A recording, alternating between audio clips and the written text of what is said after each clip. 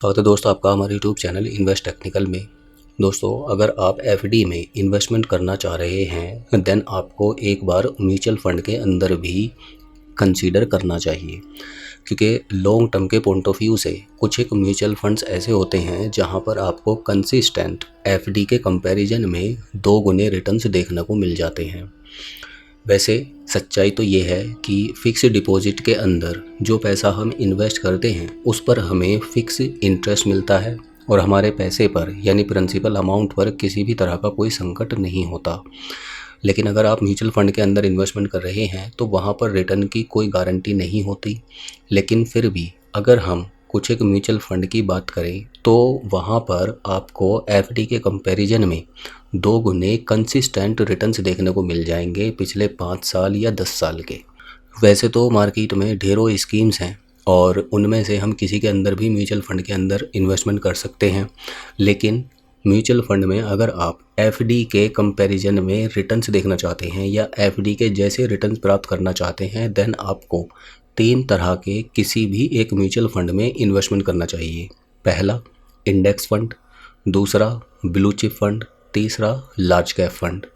क्योंकि इनके अंदर मोस्टली ये देखा गया है कि 5 साल के टाइम पीरियड में ये हमें कंसिस्टेंटली 12 से 15% के बीच में रिटर्न्स प्रोवाइड करा देते हैं।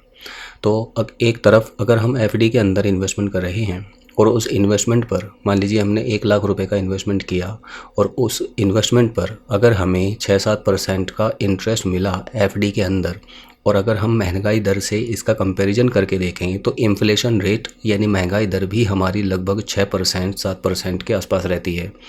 तो एक तरह से 1 साल के बाद में हमारे पैसे में किसी भी तरह की कोई ग्रोथ हमें देखने को नहीं मिलेगी,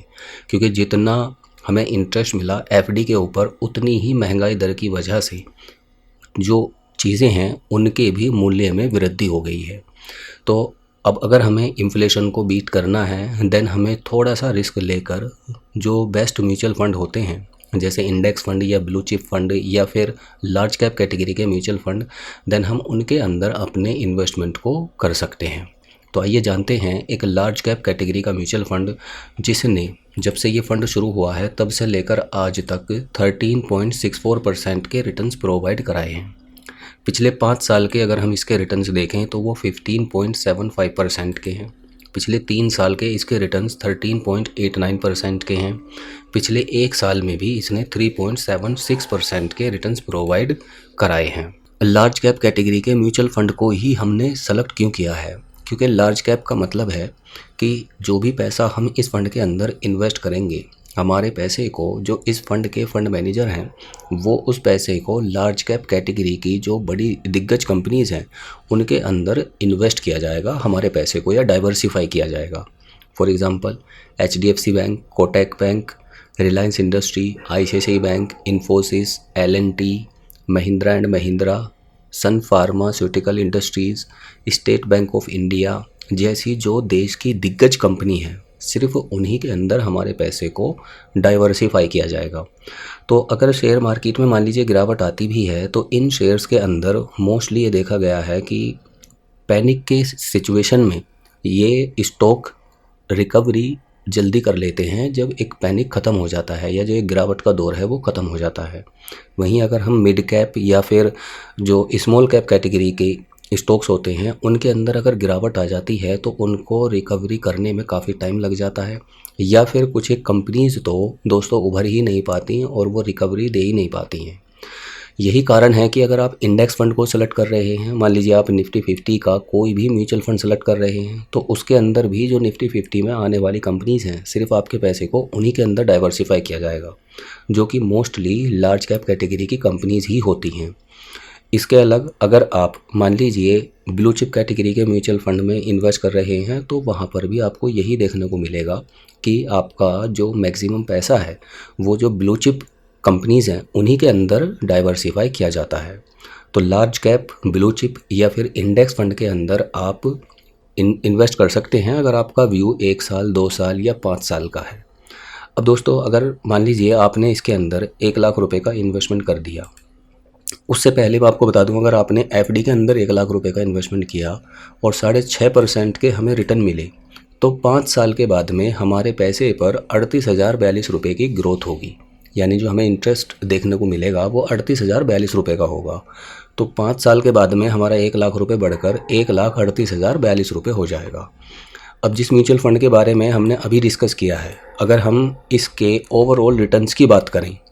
इसने पिछले 5 साल में 15.75% के रिटर्न्स दिए हैं और ओवरऑल इसने 13.64% के रिटर्न्स दिए हैं। तो अगर हम ये मान लें कि ये आगे आने वाले 5 सालों में हमें 13% के रिटर्न्स भी दे देता है, देन उस केस में जो हमारा 1 लाख रुपए का अमाउंट है वो बढ़कर 1,84,244 रुपये हो जाएगा, क्योंकि 84,244 रुपये के हमें एस्टिमेटेड रिटर्न्स मिल चुके होंगे। तो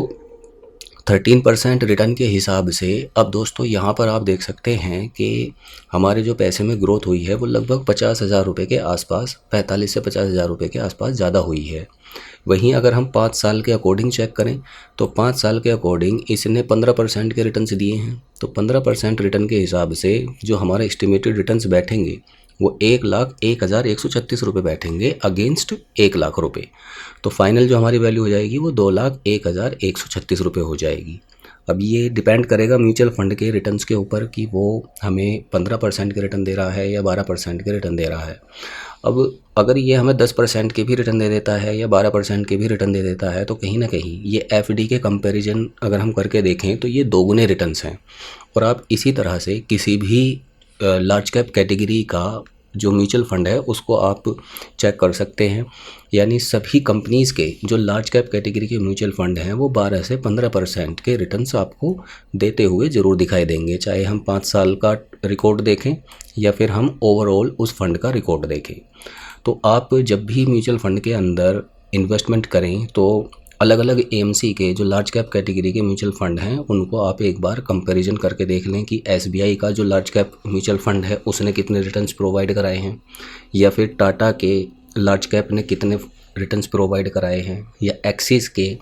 जो लार्ज कैप कैटेगरी का म्यूचुअल फ़ंड है उसने कितने रिटर्न्स दिए हैं, या आईसीआईसीआई के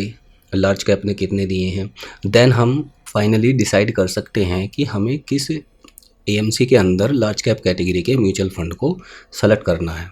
अब दोस्तों अगर आपको इस म्यूचुअल फ़ंड के अंदर इन्वेस्टमेंट करना है या एसबीआई के किसी और म्यूचुअल फ़ंड के अंदर इन्वेस्टमेंट करना है तो उसके 2 तरीके होते हैं इन्वेस्टमेंट करने के ऑनलाइन। पहला, आप अपना डीमैट अकाउंट ओपन करके किसी भी डिस्काउंट ब्रोकर के अंदर इन्वेस्टमेंट कर सकते हैं, या फिर आप डायरेक्ट ऑफिशियल वेबसाइट से जाकर भी इन्वेस्टमेंट कर सकते हैं।